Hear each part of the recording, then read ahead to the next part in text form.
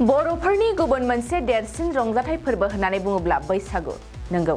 खाथियावनो फैगासिनो रंजालि बैसागु फोरबोआ बर' हारिनि लाइमोनफोरजों लोगोसे बैसोगोरा सुबुंफ्रा रंजानो जानजि खाफ्रानाय समनि गेजेरावनो देंखोगिरिफ्राबो रोजाबनो साखाफारासै नंगौ गागि आरो जाखांफुनाय देंखोगिरि लैथोमा बसुमतारिया दायो रंजालि बैसागुआव मेथाइ रोजाबनो साखाफारा जादों थारैनो लैथोमा बसुमतारिनि गोदै गारांजों रोजाबनाय मेथाइखौ नोंथांमोना खोनाबाय जानांगौ बाक्सा जिल्ला सदर मुसलपुरनि गागि आरो जाखांफुनाय देंखोगिरि लैथोमा बसुमतारिया देग्लाय बोसोरनि रंजालि बैसागुआव गावनि गोदै गारांजों मेथाइ रोजाबनो साखाफारा जानायखौ बिथाङा फोरमायदों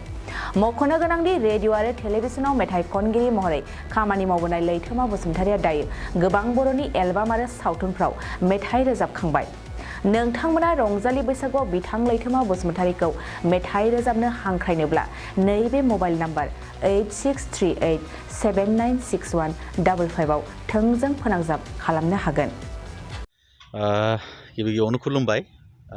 गिबियावनो बड'लेण्ड बुब्लि बे रादाब बिजोंनि गासै रादाब बुथुमनो फैनाय नोंथां लोगोसेनो बे रादाब बिजोङाव नांथाबनानै थानाय गासैबो फोसावगिरि गासैबो टेकनिशियान गासै आदा आब' आरो फंबाय बिनानावमोननिसिम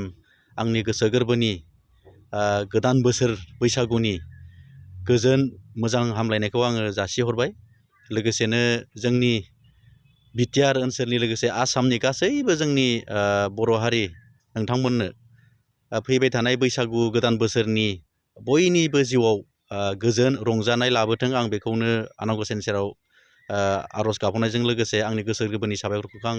जासिहरग्रोबाय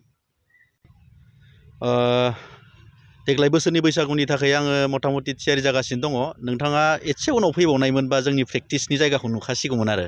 दा जों दसे उनाव प्रेक्टिस खालामगोन मथा-मथि फैगौ बैसागोनि थाखाय प्रेक्टिसा मोजाङैनो सोलिगासिनो दङ आङो ओरैनो थांनाय बोसोरफोराव खोब खमै प्रग्रामखौ खालामदोंमोन आं माखासे उसुबिदानि थाखाय आङो नांगौ बादि आङो प्रग्राम फैबाबो आं लाखिनो हायाखैमोन नाथाय बे बोसोराव आङो जोबोद माने जानजि खाफ्रादों आरोखि मोजाङैनो आं प्रग्राम खालामगोन होननानै सानदों जुदि रायजो राजा जोंहा गासैबो रायजो राजाफोरा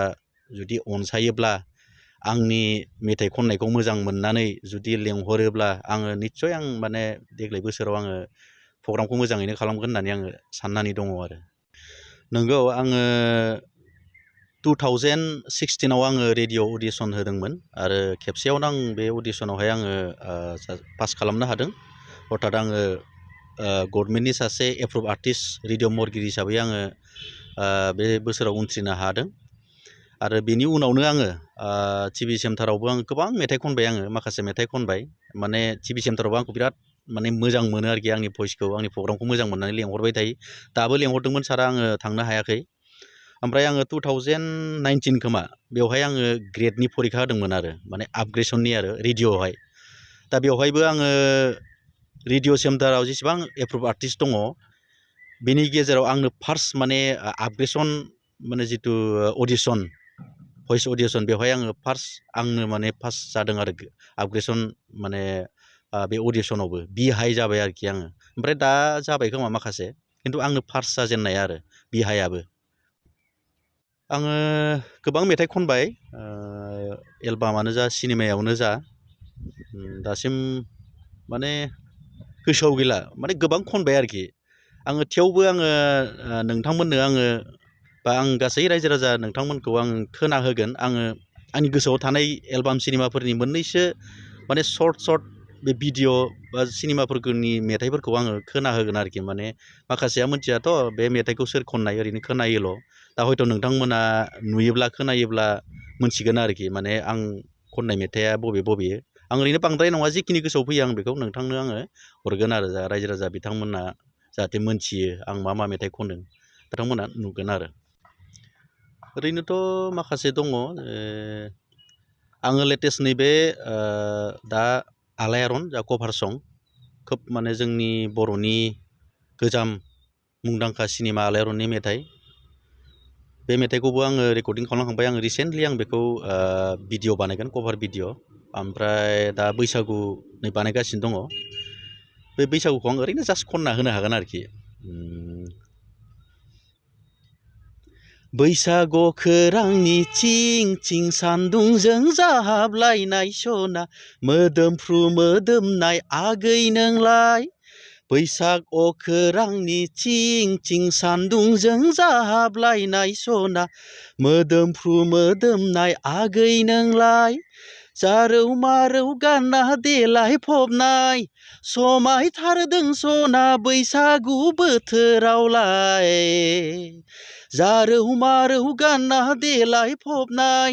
समायथारदों सना बैसागु बोथोरावलाय बैसाग अखोरांनि थिं थिं सान्दुंजों जाहाबलायनाय सना मोदोमफ्रु मोदोमनाय आगै नोंलाय बेखौ भिडिअ बानायगासिनो दङ रेकर्डिं जासिगोन थाबैनो नुगोन आरो फैलाव बिखायाव बे आलायारननि मेथाइ बेखौबो आङो थाबैनो भिडिअ खालामनाय जागोन ओमफ्राय माखासे दङ बैसागु सनाफोर बैसागु बे मेथाइयाबो आरो नैबे मेथाइ बारा गोबाव जायाखै बे एलबाम बानायनाया जोबोद माने मानसिफोरा मोजां मोननानै बेखौ एसे माने बिखायाव बजबनानै लादों बे मेथाइखौ गोसो थैयोबोला खुदुमनाया प्रिकासना दा बेबायदिनो माखासे दं आरो नोंथांमोनखौ आङो खोनाहोगोन नायनो हागोन नोंथांमोना दसे उनाव आं होगोन बेखौ ओरैनोथ' जोंना बर' हिसाबै बर'आथ' थाखाबायानो बेनि बागैबो जेराव जि गोनांथि जायो आरो जेराव जोंनावथ' बे बिटिआर ओनसोलाव बा आसामाव गोबां हारिनि मानसि दङ जोङो जायगा लाना जायगा जोङो हिन्दीबो खननांगौ जायो हिन्दीबो दंखायो थोजासे आरो नेपालि थायो बाङालि थायो दा बेबादिनो माखासे जोंनि जिगुथिके जों प्रग्राम खालामो नालाय मेथाइआ स्टक दङ आरो जेराव जि मेथाइ नांगौ जों बेखौ खननानै फैनो हायो आरोखि प्रग्रामखिनिखौ जोङो खालामबोनानै फैनो हायो आरो बेवहाय जेबो उसुबिदा गैया एसामिस बांला हिन्दी नेपालि बागानिया सब गासै मेथाइखौनो खननाय जायो आरो निस्सय बेबायदि प्रग्राम खालामनो थाखायनो जोङो बा आङो एबार थियारि जादों प्रेक्टिस खालामगासिनो दङ दा जोंनि गासैबो रायजो राजा बिथांमोना बा आदा बाजै बा फंबाय बिनानाव गासैबो जुदि आंनि बे मेथाइफोरखौ मोजां मोननानै जुदि लेंहरोब्ला आङो निस्सय आङो प्रग्राम खालामनो थांगोन आङो आसा खालामदों रायजोफोरा निस्सय आंखौ बे बाराव लेंहरगोन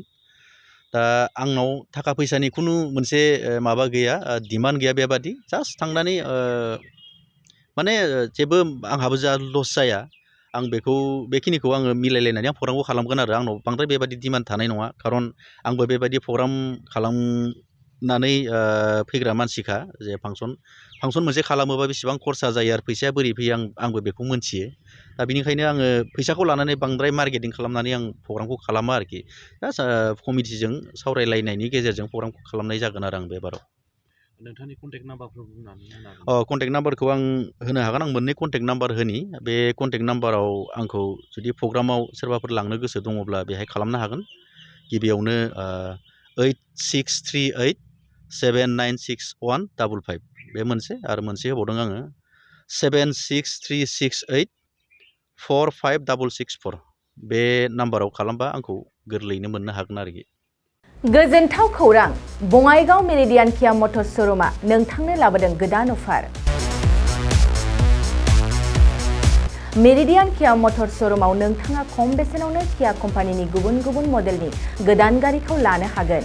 बेनि अनगायैबो मिथिनो गोनां बाथ्राया बेनोदि किया कम्पानिनि 2022 मडेलनि गारिखौ गासै 40,000 रां रेहायाव मोननो हागोन बेजों लोगोसेनो बे श'रुमाव जेखिजाया कम्पानिनि गोजाम गारिखौ सोलाय-सोल' खालामनोबो हागोन दासान्दि बे अफारा सोलिगासिनो दं मेरिडियान किया मटर्स श'रुमआ सा बङाइगाव साफागुरि र'ड आगराला देहा फाहामसालिनि साखाथियाव थानाय महामाया हटेलनि अपोजिट साइडआव दं बे अफारखौ मोनफुंनो थाखाय नोंथाङा अनलाइनबो बुकिं खालामहरनो हागोन लोगोसेनो गोबां मिथिनो थाखाय थोंजोङै 7099003414 नङाब्ला 8822790662 जानबुं अनजिमायाव जगाजग खालामहरनो हागोन आरो बङाइगाव मेरिडियान किया मटर्स श'रुमआव थांनानैबो नायनो हागोन